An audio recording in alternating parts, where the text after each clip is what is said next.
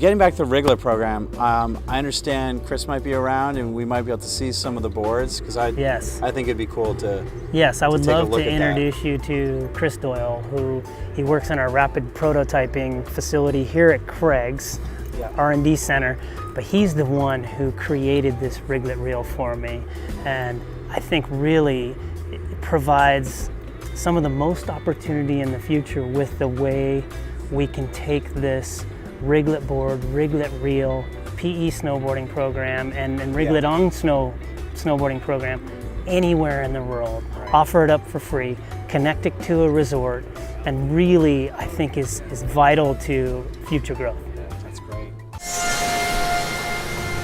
Well, what's up, buddy? What's up, Boliba? Good, nice to see you. How's it going? I'm doing great. Hey, we're here, they were just probing a little bit about the Riglet reel and how it started.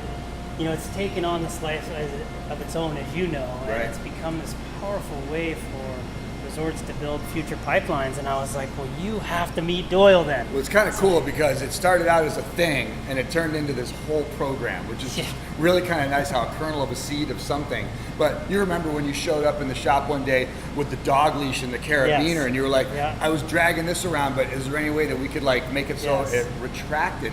And at the time, if you remember, we had the Speed Zone binding strap that we had just gotten done with. And so the idea immediately was to take this file, which we already had, which was a retractable reel, and I went, huh. And so I took this file, brought it into CAD, and enlarged it, okay, made it this big, put a couple of tabs on the side of it, and I used Speed Zone boot, lacing string and a handle. And so I grew this, 3D printed it in our SLS machine, and gosh, this is what, 2005 now? Yeah. So, you know, early SLS, and the material is super strong, and so I actually, this is a 3D printed part. The spool and the spring is also inside as a 3D printed part. The CAD is basically that CAD right there, just made it big. And then I cut the spring out of some shim stock that I had. And within about 2 days, I gave you this part, and you took it out and used it that weekend. And that truly is where the idea of the Riglet kind of got started. And for indoors, how have you? Is there a cover or something that goes over the board? Hover cover. Mother's little helper, you know, like have the two kids drag each other around the kitchen, and you clean the floor, right? Yeah. That was, you know, when we did the first PE snowboarding program, we did it with help from J-Peak and Smuggler's Knot instructors using a giant piece of AstroTurf.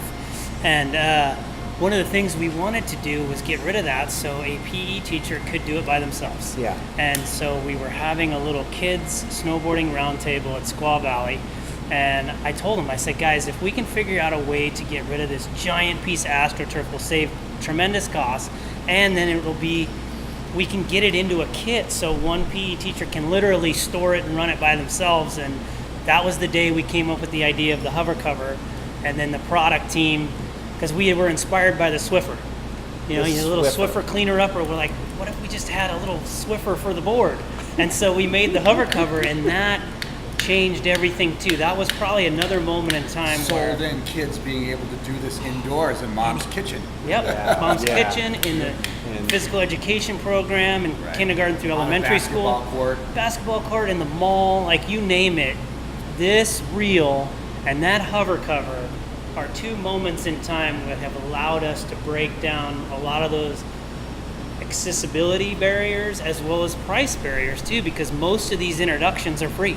I have one other thing I would love for him to talk about. Now with the ability for a snowboarder or newbie snowboarder to be able to step right down and be in their binding and go is absolutely tremendous. It's been a 6-year project for us here at Burton, but Step On started when a bunch of people got together and said, you know, we can do this better. It's happened before, and there's definitely ways that if we use all the technology and the experience and the design skills that we have now, we can come up with something new and better.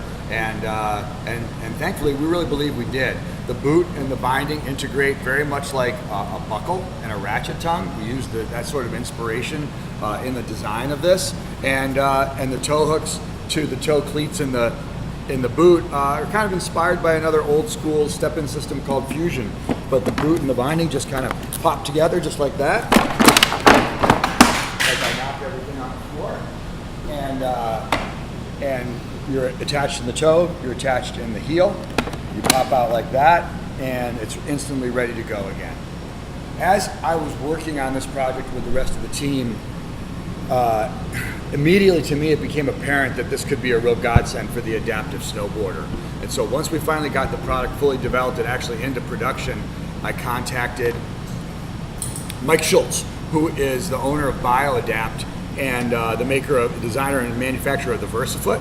And Mike is also now the current freshly minted gold medalist at the Paralympic Games in the border cross, and he won the silver in the bank slalom.